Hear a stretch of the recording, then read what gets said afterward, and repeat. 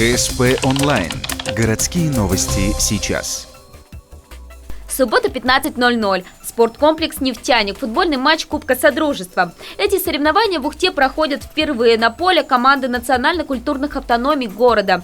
Идею межэтнической игры предложила дагестанская диаспора. Я являюсь сам футболистом и бывшим, до сих пор участвую на разных турнирах.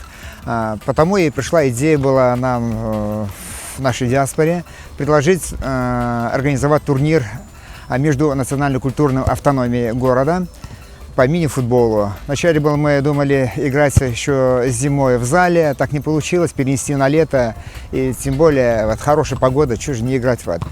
Выйти на поле решились не все автономии. Все же футбол не самая простая игра, тем более в нашей стране. Смельчаками стали дагестанцы, авторы идеи Кубка, азербайджанцы, татары, таджики, русские и коми. И пусть не все на поле профессионалы, за победу борются как самые настоящие спортсмены. 6 команд разделили на 2 группы.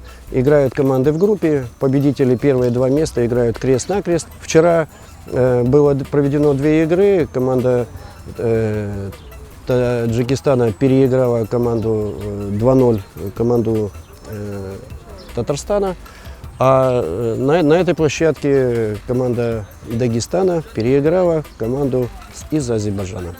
В итоге победит сильнейший. Будут ли это русские богатыри? Их команда, к слову, почти полностью состоит из профессионалов. Или таджикский САМОН станет известно 26 июня. Тогда пройдут финальные игры Кубка Содружества.